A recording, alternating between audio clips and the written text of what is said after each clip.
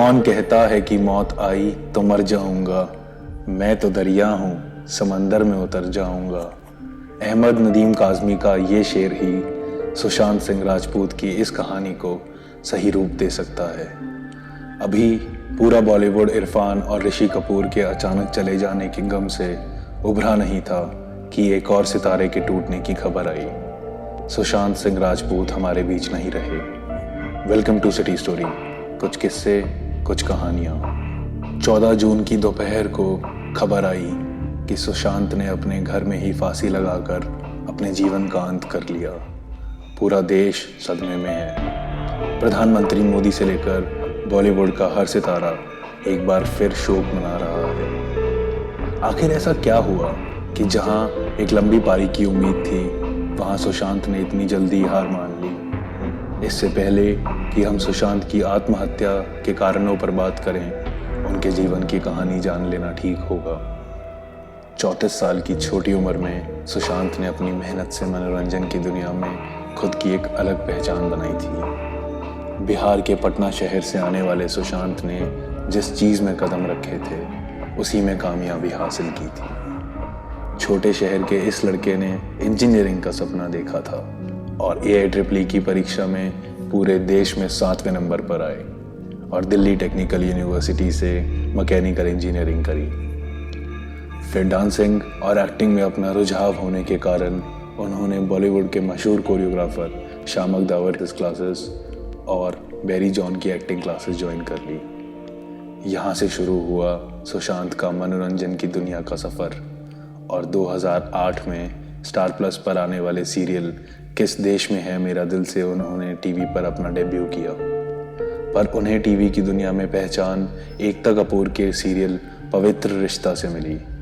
इस शो की कामयाबी के बाद सुशांत काफ़ी लोकप्रिय होने लगे। बहुत कम लोग ये बात जानते हैं कि जहां सुशांत अपनी एक्टिंग से लोगों के दिल में जगह बना चुके थे, डांस की दुनिया में अपनी पहचान बनाने के लिए उन्होंने साल 2010 में ज़रा नच के दिखा नाम के डांस रियलिटी शो में हिस्सा लिया और वहाँ उनके डांस की तारीफ भी हुई।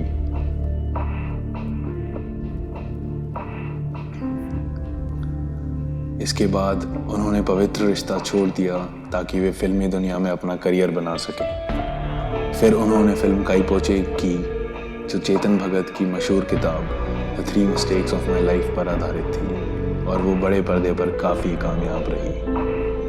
इस किरदार के लिए उन्हें फिल्म फेयर बेस्ट डेब्यू के लिए नॉमिनेट किया गया और रातों रात सुशांत पूरी दुनिया में मशहूर हो गए। उनकी अगली फिल्म शुद्ध देसी रोमांस, जो परिणीति चोपड़ा के साथ थी, लोगों ने काफ़ी पसंद की।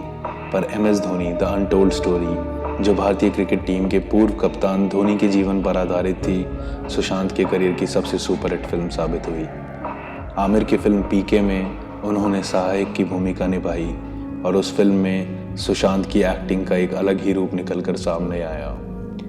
डिटेक्टिव ब्योमकेश बख्शी और कृति सेनन के साथ राब्ता करने के बाद उनकी आखिरी 2 फिल्में 2018 में आई केदारनाथ और 2019 में आई छिछोरे थी। ये दोनों फिल्में भी काफ़ी सुपरहिट हुई। शोहरत और कामयाबी की इन बुलंदियों पर पहुंचकर सुशांत काफ़ी सादगी से रहा करते थे। 9 बार उन्हें अपनी एक्टिंग के लिए अवार्ड्स मिले और 9 बार ही वो नॉमिनेट भी हुए थे। ताज्जुब की बात यह है कि छिछोरे, जो बड़े पर्दे पर उनकी आखिरी फिल्म थी, वो भी सुसाइड ना करने के लिए प्रेरित करती थी और ज़िंदगी जीने का सही मतलब सिखाती थी। पूरी कहानी यही थी कि ज़िंदगी बहुत खूबसूरत तोहफा है और खुद अपनी ज़िंदगी ख़त्म करना किसी समस्या का हल नहीं। जहाँ सब इतना अच्छा चल रहा था, वहाँ ऐसा क्या हुआ कि सुशांत ने ज़िंदगी से हार मान ली।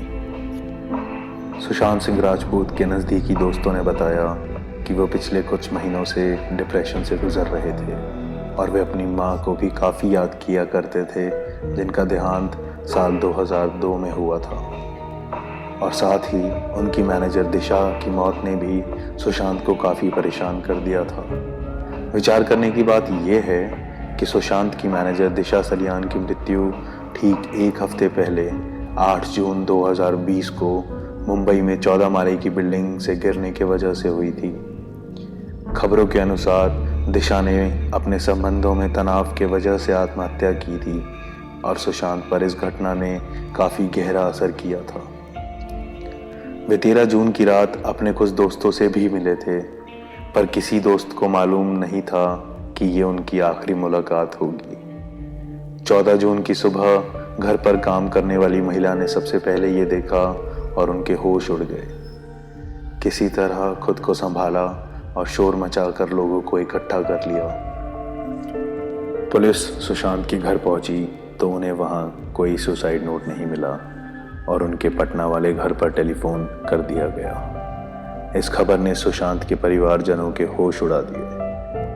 उनके पटना वाले घर पर देखते ही देखते अपना शोक प्रकट करने के लिए लोगों की भीड़ इकट्ठा होने लगी।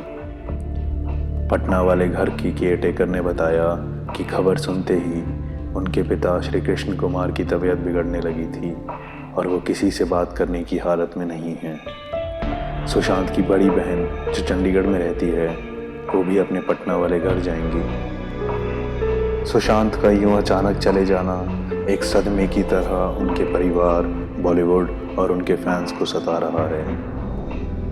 उनके नज़दीकी दोस्तों को तो यकीन ही नहीं हो रहा कि वे अब उनके बीच नहीं हैं।